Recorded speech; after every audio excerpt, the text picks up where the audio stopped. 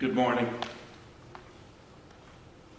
As we gather today for worship, I'm mindful of the families, friends, and shipmates of the 6 Canadian Armed Forces personnel whose helicopter crashed into the Ionian Sea 2 days ago. Sub-Lieutenant Abigail Calbro of Nova Scotia, Captain Brendan Ian MacDonald of Nova Scotia, Captain Kevin Hagan of British Columbia, Captain Maxime Miron-Morin from Quebec, Sub-Lieutenant Matthew Pike from Nova Scotia, and Master Corporal Matthew Cousins from Ontario, the son-in-law of Rick and Marion Boddy, members of our Trinity family. My thoughts and prayers are with those families today.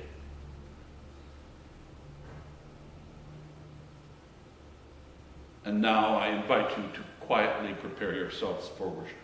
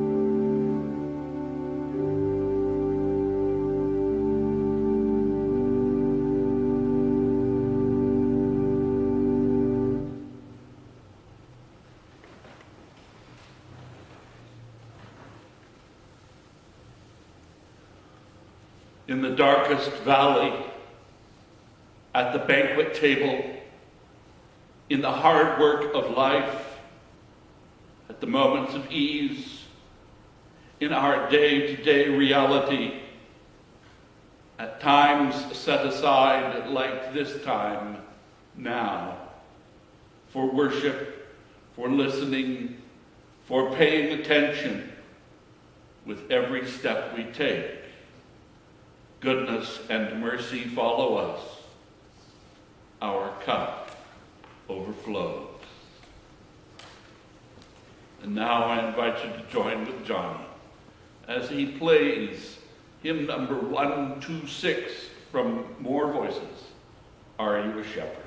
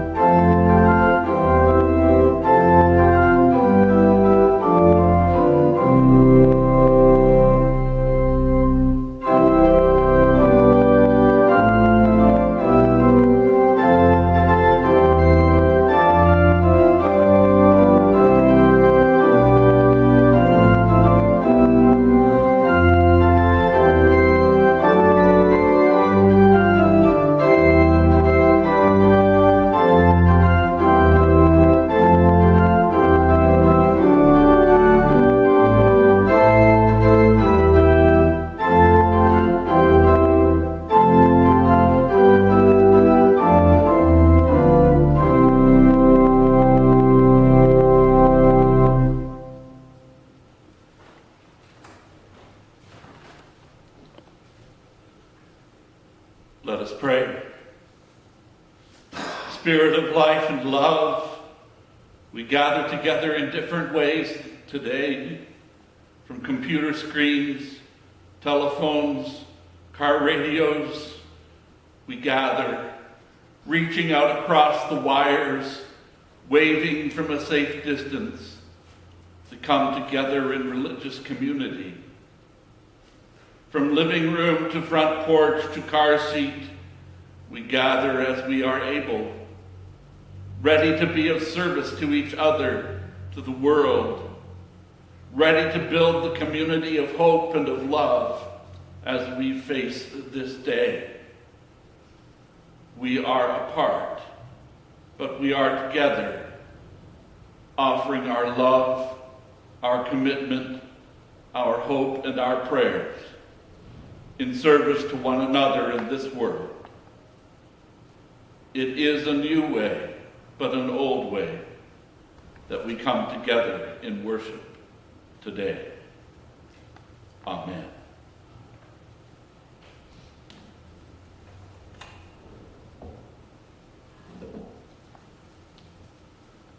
Our gospel lesson today is taken from the Gospel according to John, from the 10th chapter, the first 10 verses. Very truly I tell you, anyone who does not enter the sheepfold by the gate, but climbs in by another way, is a thief and a bandit. The one who enters by the gate is the shepherd of the sheep. The gatekeeper opens the gate for him, and the sheep hear his voice. He calls his own sheep by name and leads them out. When he has brought out all his own sheep, he goes ahead of them, and the sheep follow him because they know his voice. They will not follow a stranger, but they will run from him because they do not know the voice of strangers. Jesus used this figure of speech with them, but they did not understand what he was saying to them. So again, Jesus said to them, very truly I tell you, I am the gate for the sheep. All who came before me are thieves and bandits, but the sheep did not listen to them. I am the gate. Whoever enters by me will be saved, and will come in and go out and find pasture. The thief comes only to steal and kill and destroy. I came that they may have life and have it abundantly. And reading also from the Acts of the Apostles, from the 2nd chapter, beginning to read at verse 39. For the promise is for you, for your children, and for all who are far away, everyone whom the Lord our God calls to him. And he testified with many other arguments and exhorted them, saying, save yourselves from this corrupt generation. So those who welcomed his message were baptized, and that day about 3,000 persons were added. They devoted themselves to the apostles, teaching and fellowship, to the breaking of bread and the prayers. Awe came upon everyone because many wonders and signs were being done by the apostles. All who believed were together and had all things in common. They would sell their possessions and goods and distribute the proceeds to all as any had need. Day by day, as they spent much time together in the temple, they broke bread at home and ate their food with glad and generous hearts, praising God and having the goodwill of all the people. And day by day, the Lord added to their number those who were being saved.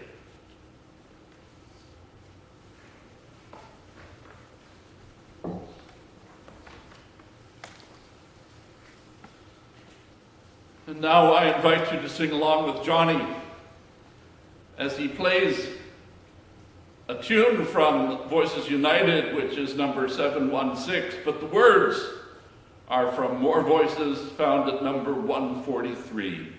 We cannot own the sunlit sky.